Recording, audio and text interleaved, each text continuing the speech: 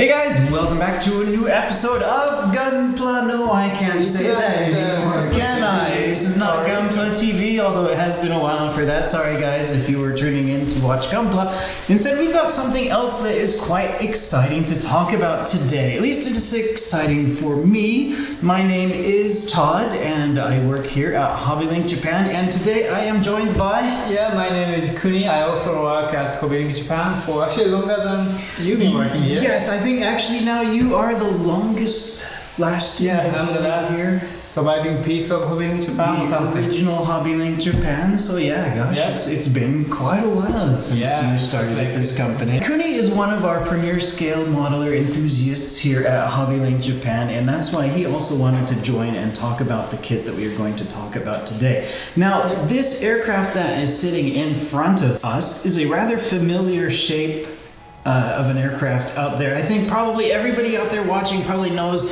what this is. So what is it that we are talking about today? This is Mitsubishi Zero in the 148 scale. It's just brand new from a company called Fine Mold. Fine Mold. So I think hopefully a lot of you guys out there watching, you probably have heard about Fine Mold before. They are, I would say, probably one of the premier scale modeling companies here in Japan that actually still produce their kits in Japan. So you get some of the companies, they'll design their kits, but they'll send them off to China to manufacture and whatnot. But no, Fine Molds actually design their stuff here in Japan, and they still produce the stuff here in Japan. Made in Japan. So that it actually kind of helps, I think, for the quality level of these kits. So Fine Molds makes really nicely detailed quality kits. Take us away. Can you give us a few details about what really you think is so special about this? You might think that this is another Zero kit from Japanese manufacturer. I mean, it is, but it's really different this time. I mean, as you can see, basically the design of this kit is quite different from what you expect from the ordinary aircraft kits. The Zero is one of those fighters. We got like the Mustangs and the Zeros and like the BF-109. So the big main World War II fighters, we do get a lot of kits from different manufacturers. And for the Zero specifically, the Tamiya 148 scale kit. So Tamiya has a very beautiful kit. They produced the 32nd scale kit, which was kind of like their first masterpiece. Yeah, even today, like 20 years after it was released, the 32nd scale Tamiya kit. It's still the best. It's still probably one of the best that you can get in 32nd scale. And following up from that 32nd scale kit, they did produce a 48th scale kit of their own, and the 172nd scale. And the 72nd scale kit is not that old of a kit actually, but they're 10 years old or something. It's not that old, and their 48th scale kit is actually not that old either. But I think this new Fine Molds kit actually kind of takes it a step higher. You guys haven't seen this kit up close and personal yet, and we've actually had a chance to build this, and yes, actually you have built this kit. Yes, I have, and it was a truly amazing experience. When you open the box, what you see is the rear fuselage and the front fuselage part. Right, and what kind of technology are they using to produce this? They said they use like a slide molding. Slide molding. So that is kind of the new thing that's kind of you started to see it appear more in these plastic model kits lately. So yeah, they use a slide mold. So that way they've got like different pieces of like the metal molds that you can slide in, and then they inject the plastic, and then they slide the molds out in a certain way, and that's how they are able to get like these complex shapes going on, and they're able to mold these. So yeah, that tail section, and I think for the real Zero fighter as well, they kind of also produce the tail in this exact thing. Real Zero they manufacture with the wings and the fuselage together, so the wings cannot be separated. It goes like actually this. So yeah, I think that was one of the things that I thought was really interesting about this kit too, is because when you're building it, you kind of are able to get a real sense of the history involved with this aircraft too. Yeah, exactly. And how it actually went together in real life. And that was just something that was quite interesting, I thought, for this kit. Yeah, like when you build the cockpit, you see that everything, all the radio boxes and all the throttles and everything is separate parts. And you actually have the structure here. This is the cockpit one. So yeah, you can kind of see here on the side, we've got the actual frames for the inside of the cockpit, and they are molded as separate pieces. So this is going to actually help you out quite tremendously when you want to paint this kit as well, because you'll be able to paint the parts a bit separate, and you don't have to do like a whole bunch of masking or get in there with a tiny little brush and try to paint it. You can actually paint it a bit separate. So, and we'll have something else we want to say about painting this kit in a little bit. All right. But what I liked about this cockpit is actually that the 7.7 millimeter gun molded somewhere. It's actually completely molded. Which runner is that going to be on? Somewhere. Oh, there. I think I see guns up at the top there. Oh, there you go. These parts here. So like you see only like tail parts, made and put it together in a cockpit, but you actually have the entire gun part. Okay, so this here. really is kind of like the detail of a 32nd scale kit, just shrunk down to 48 scale. Because you see a lot of these kind of details in 32nd scale kits because they're larger kits and they have more room to kind of play with and add details into the kits. But once you start to get into the smaller scales, it's kind of hard to put that level of detail into a kit, but Fine Molds has really pulled it off. You get a full engine with this kit.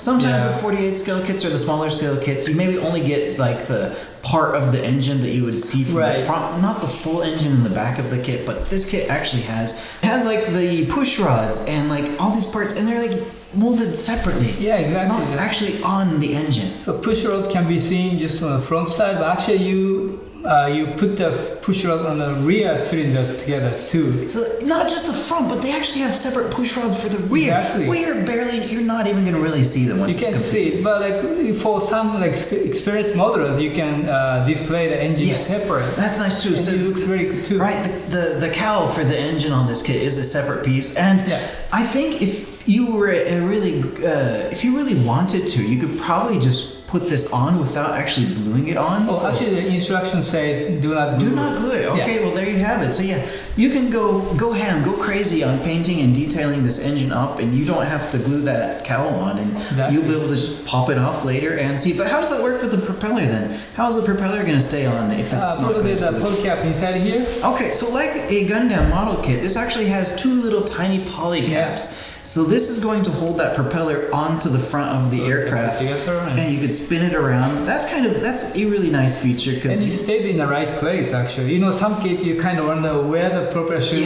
stay. It kind of wobbles around a bit too. But this one you just stay there right where it should be. So there's no too much thinking going on here. Right. You just put it together and you're fine. One more thing that we really should mention is the windshield. Okay, yeah. So this was another exciting feature for this kit where it kind of really stands apart from the rest of the 48 scale aircraft kits out there. And that is the clear parts and the canopy. So you have two options. Two options are included for this kit. So if you want to build it in traditional aircraft style, you have your standard clear parts you can see the lines for where the frame would be on the aircraft, and then you can go crazy with masking it up and then painting the frame lines on the canopy. And this is where they use the slide molding.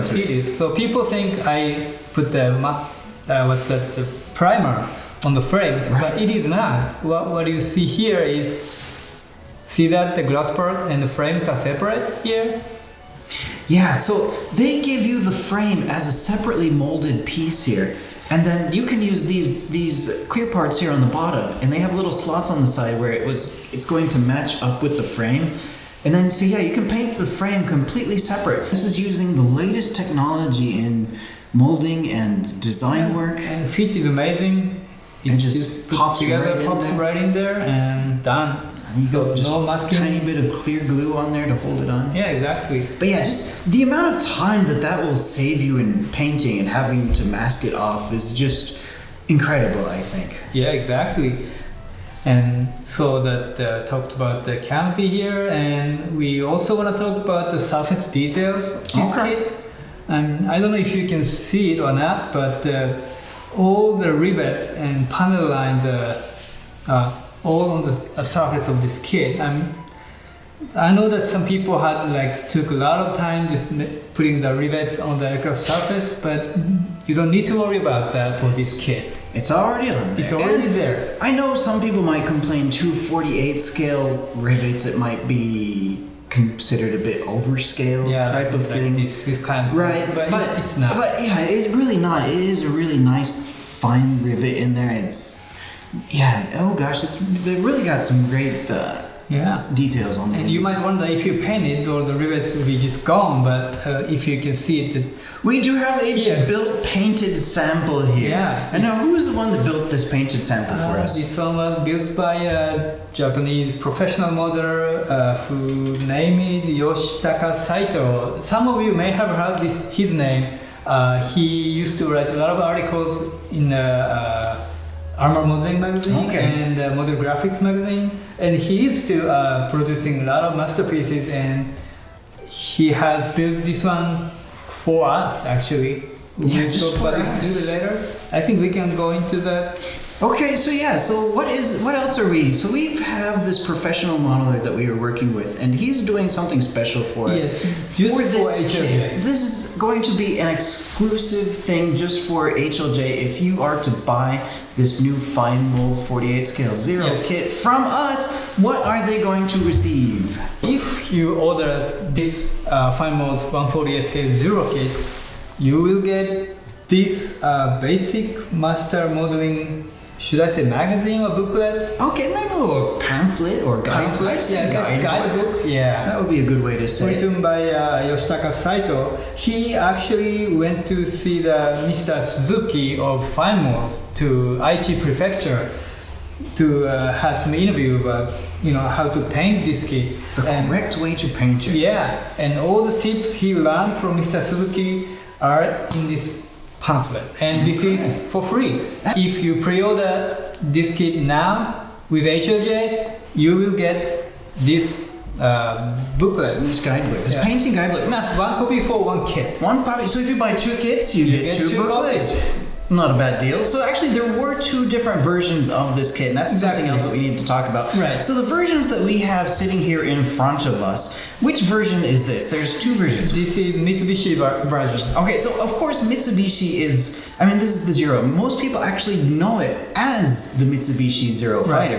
Mitsubishi Zero is probably the most famous version, but there was another company that produced the Zero as well. And that one's not as very well modeled, I think, by companies out there. Most companies tend to just do the Mitsubishi version, right? Well, that's what we thought, but Fine Mold actually found some new resources, and they made a separate version for Nakajima version and Mitsubishi version. And this is Mitsubishi version. So we have the Mitsubishi version here in front of us, but there's also a separate version for the Nakajima built Zeros. Now, what's different though between the Mitsubishi and the Nakajima versions? Painting scheme would be different. Like previously, the most references say the Mitsubishi version got the green line here. It goes straight this way, but Nakajima one goes green line go up this way. Okay. Yeah.